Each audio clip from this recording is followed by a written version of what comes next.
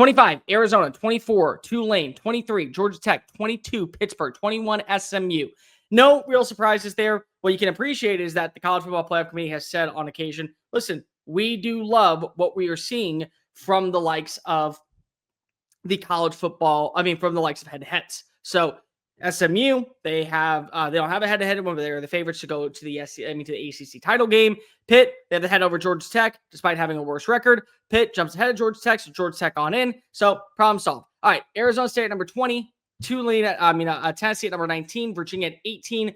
Virginia and SMU, based off of the current bracket, because if they would have a head-to-head win over Miami, they would be in Charlotte for the ACC title game. Now, we'll talk about that a little bit more in a second. USC drops all the way down to 17. Texas only moves up one spot. And I find this really interesting because Texas has kind of made it clear that at this point, they are going to have chaos occur. They were already going to have chaos occur. But look at who's at number 15. It's Michigan. Michigan this weekend hosts Ohio State. And you and I both know what this rivalry is. It is a daunting task for both sidelines. So ultimately, what you got to look at is, well, let's see. If Michigan beats Ohio State and somehow, some way, Oregon were to lose to Washington, well, they'd be going to the Big Ten Championship against Indiana. And if they were going to the Big Ten Championship against Indiana, well, at that point, they would end up having a spot guaranteed in the college football playoff. Now, the bigger question is at 10-2, if Indiana and Oregon were to win their games, they'd be playing, does Michigan get the head-to-head? And whether or not you want to agree, common opponent loss, whoever that is, because it would be a common opponent loss in favor of Michigan and a common opponent win, that ultimately Michigan would have the edge. So Texas needs Michigan to lose. They need Miami to lose. They need Vanderbilt to lose. They need Utah to lose. They probably need BYU to lose, all just to have a conversation to get close enough to the top 10. And then on conference championship weekend, depending on what happens with Alabama, what the score of that game is, they may still be out of luck. And BYU is another one they got to be paying close attention to. 15, we have Michigan. 14, we have Vanderbilt. 13, Utah. 12, Miami. 11, BYU. Now, reminders to everyone out there. BYU still controls a lot of this destiny that we're not talking enough about, because with BYU, if they were to win in the Big 12 title game, after a win on Saturday, they're probably not leaving out Texas Tech. Because if Texas Tech goes 11-1 and they have a head-to-head win in the regular season over BYU, they're going to be locked on it. So again, feels like that's a pretty easy step in the right direction. Therefore, we automatically know who is sitting where. Number 10, Alabama. Pretty simple. Alabama wins on Saturday. They're going to go to Atlanta. They're going to be in the college football playoff, bearing a complete and total implosion in the college football playoff. In the SEC championship. We'll talk more about that in a second. Notre Dame at 9, Oklahoma at 8. Again, both of them, they win, they're in. It feels like they're almost lockstep, locked on in. Ole Miss, you win, you're in. Oregon, moving on up to number 6. It's going to be really interesting to see where they rank them if they were to lose to Washington. Do you still keep them in the top 10 after getting an impressive win over a team that many people believed at the time was going to eventually have to kind of show itself? Well, now they're up to number 6. Number 5, Texas Tech. Number 4, Georgia. Number 3, Texas A&M. Number 2, Indiana. Number 1, Ohio State. Okay, so big takeaways here from all of this. And as we do, let's pull up our bracket to make sure that we are good on that standpoint. Beautiful. Here we go. All right, so Notre Dame would go travel to Norman. Ole Miss would play host to Alabama. Basically, Lane Kiffin's next 2 schools, if it was my decision. Oregon would play host to Mario Cristobal, who would return to Eugene. And Lubbock would play host to the Tulane Green Wave with John Summerall, who very well at this point, after seeing what Eric Morris did today, could make it be known he is leaving for Auburn, but he is staying through until the season's end. Top 4 seeds are as follows. Number 1, Ohio State. Number 2, Indiana. Number 3, Texas A&M. And number 4, Georgia. Okay, back to these rankings first. I think that there are 3 main takeaways we can have. Number 1, if there were to be a 2-loss team to get on in from the SEC, outside of the ones that we already see ranked, it would be Vanderbilt. But even Vanderbilt, there comes a ceiling. Because if you still would need to have a few more upsets, and that would likely come at the hands of BYU losing, and then losing again to not make it to the SEC title game, then you would throw in Utah losing this weekend. You probably would need Texas Tech to also lose just to guarantee that there is only one Big 12 team on in. And you probably also would need Miami to drop it, because Miami needs to have at least a little bit of a stopgap between you two. So that's number 1. Vanderbilt, they may have reached their ceiling for all we know. Whether or not they beat up on Tennessee, That remains to be seen. What it really comes down to is the teams who are ahead of them. Number two, Texas needs a lot of chaos. And I said this last night, and it wasn't to be rude, and people want to take it that way, and I completely understand. But with Texas, guys, you have 3 losses. Part of the reason why you're in the conversation to make it to the college football playoff as an at-large bid is because of one of those losses.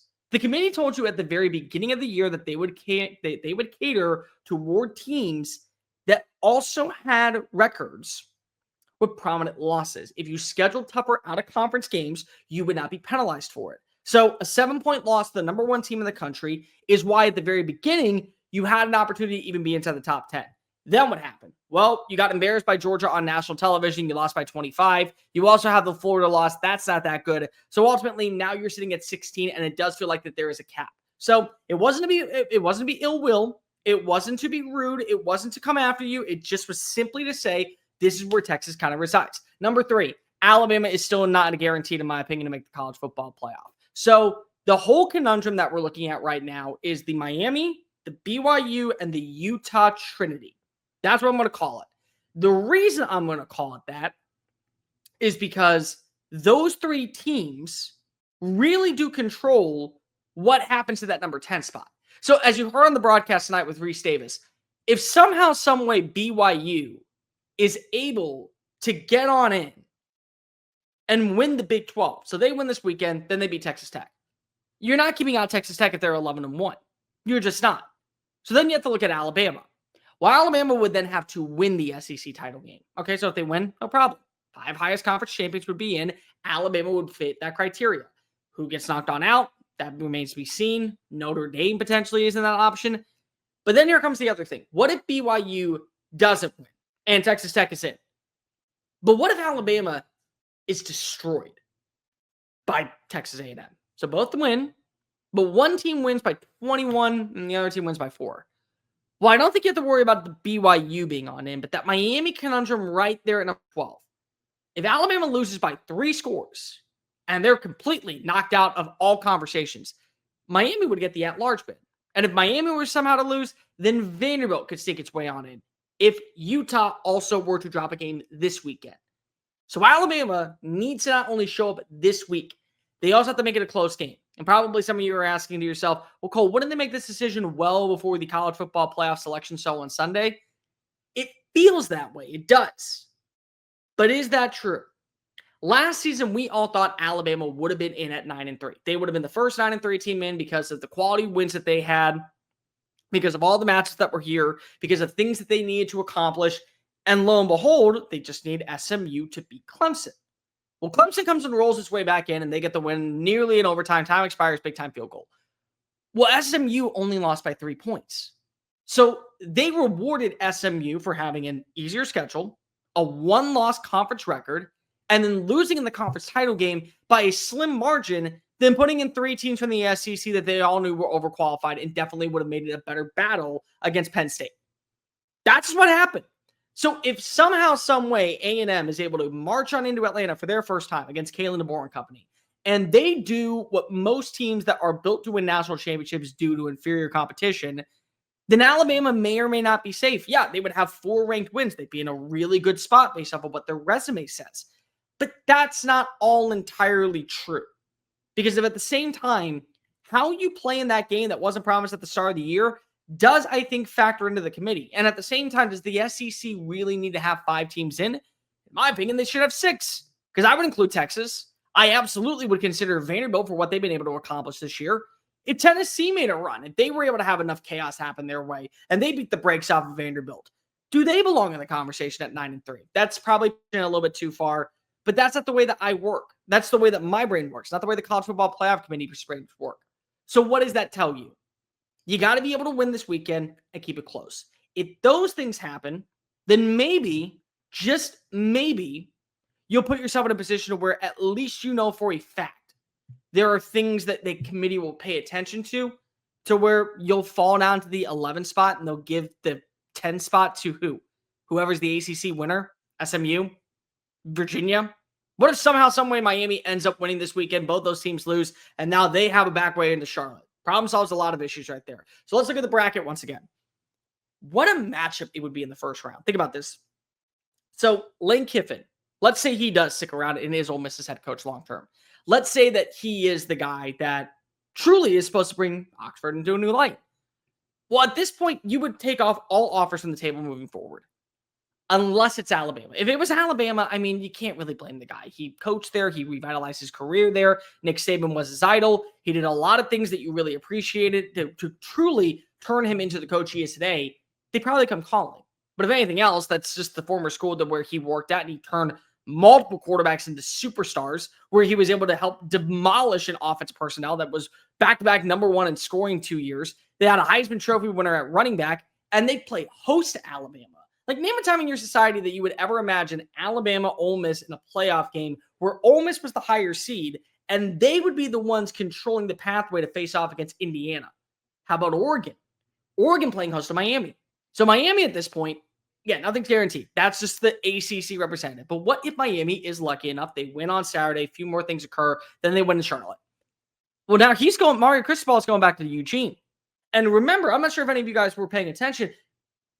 Oregon did everything possible to keep Mario Cristobal. They made him an offer when it came to resources, when it came to Nike deals. Phil Knight was very much trying to keep Mario Cristobal involved. And he said, no, I want to go home.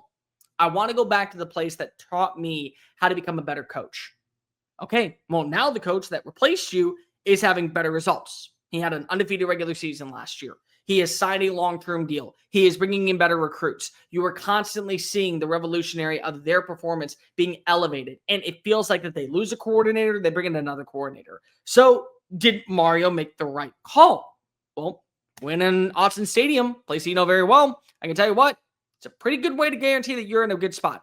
Going to Norman, this to me would be a really intriguing one because Notre Dame's best asset is its rushing attack. Jadarian Price and Jeremiah Love. Jeremiah Love, in my opinion, today should be the Heisman Trophy winner. He probably won't because, again, it is just as per usual, the numbers that we see for a running back. It's a concern. It's an issue. But this is the best run defense in the SEC. It's one of the best run defenses in college football, if not the best run defense in college football. You want to know if CJ Carr is actually built to make a run in the college football playoff and lead Notre Dame back to the promised land of winning national titles?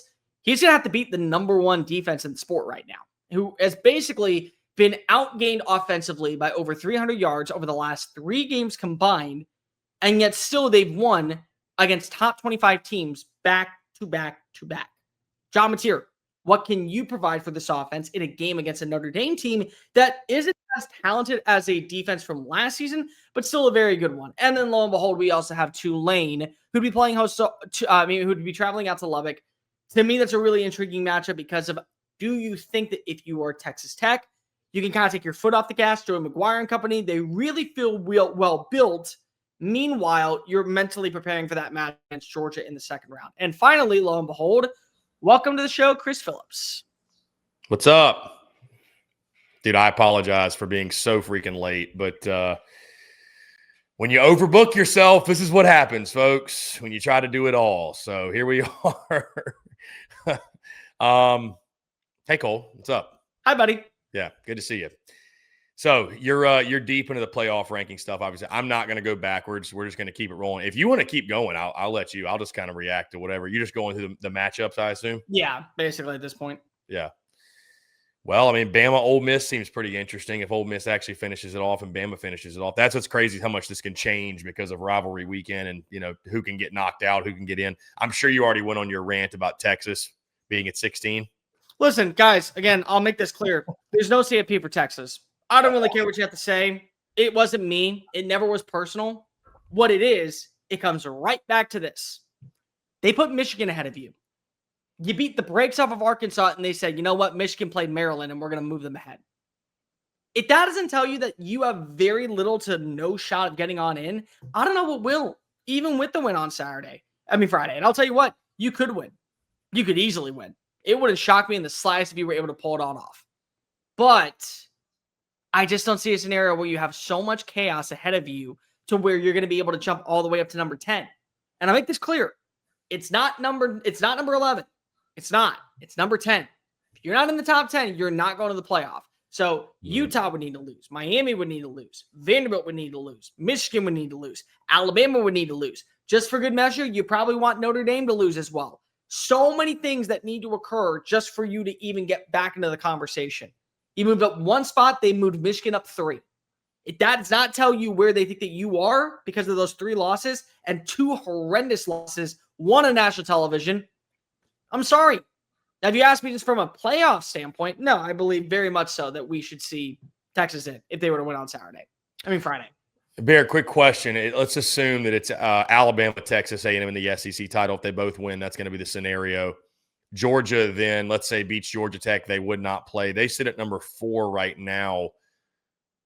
Do we think they would stay in the top 4 with no championship game? Or would they slide just outside of it? How would that work out, I wonder? I guess Georgia's not going to move, right, if they don't play, correct?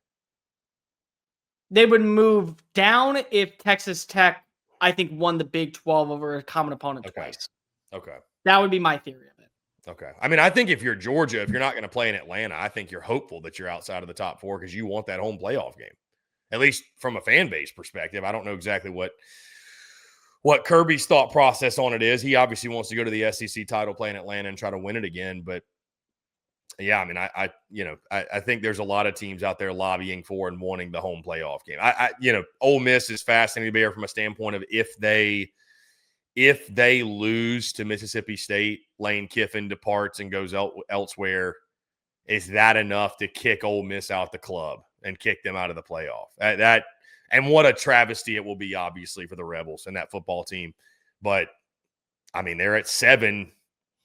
That's not out of the question, is it? I mean, I don't think that's actually that outrageous. And then my other big question is just Vandy at 14. How much more than a win over Tennessee do they need to happen?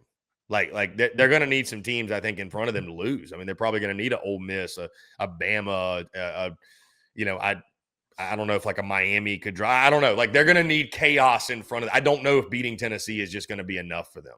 They need Miami to lose to Pitt. They need Utah to lose this weekend. They need BYU to lose this weekend. They also probably would be beneficial if somehow, some way, Stanford could pull off the upset against Notre Dame. And you probably want to just guarantee that there is no shot for Michigan to get on in and they lose to Ohio State.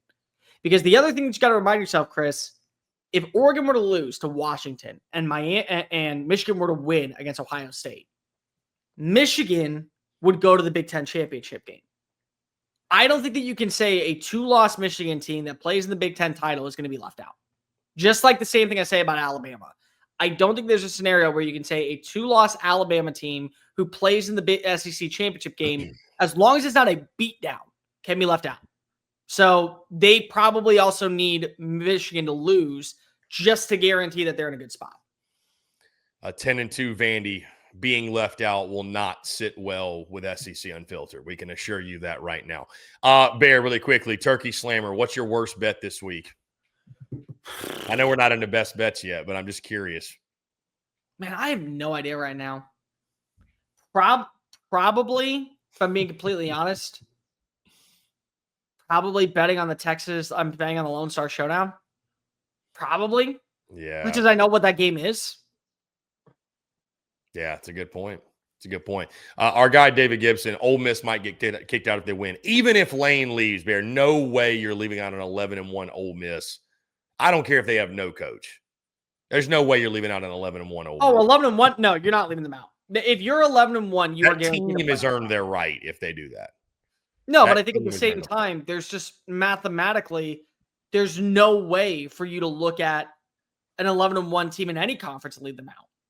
Like the reason why, let's say BYU were to win and then they beat Texas Tech. I'm not leaving out Texas Tech if they win on Saturday against West Virginia. That'd be foolish. Because if you were playing a game that you weren't promised at the very beginning of the year, and Ole Miss can't control that their coach wants to leave, they did their part. They won multiple top 10 games. They would be playing against a team. They'd be beating a team that, I mean, they're still ahead of a team and have a better record than a team that they beat. And we can all agree, if Oklahoma wins on Saturday, they're in the playoff. Mm-hmm. There is no doubt about it. They're in the playoff. Well, Michigan has Ole Miss has the head-to-head. That's just it. Joseph West, if 10-2 Vandy's left out, what depths does SECU go to? We will march to Grapevine, Texas, where they do these stupid rankings with torch and pitchfork in hand. That's what I'll say. Every single one of us will. We will. I will come straight from Nashville down to Grapevine. Me and all the doors. We got hell to raise. Either way, guys, that is the latest brackets. Obviously, I don't feel like there was a ton of change after the quote-unquote cupcake weekend, but this weekend, no doubt, there is going to be a ton of movement. Upsets are on the horizon really quickly just because I jumped in here late, which, again, I apologize. Running through the top 25 really quickly for those via podcast, especially that are listening. 25 Zona, 24 Tulane, 23 Georgia Tech, 22 Pitt, 21 SMU, 20 ASU, 19 Tennessee, 18 Virginia, 17 USC, 16 Texas, 15 Michigan, 14 Vandy, 13 Utah, 12 Miami, 11 BYU, 10 Alabama, 9 Notre Dame, 8 Oklahoma, 7 Ole Miss, 6 Oregon, 5 Texas Tech, 4 Georgia, 3 A&M, 2 Indiana, and 1 Ohio State. So, like we mentioned, rivalry weekend going to change a lot of this. Certainly a lot still left to be decided when it comes to the college football playoff. Don't forget, we've got next Tuesday's playoff reveal. And then after championship Saturday, we've got that Sunday, the mega show where all the final rankings are released. Certainly that the most important of the rankings, because that's going to tell us truly where everyone is going, who is in and who is not.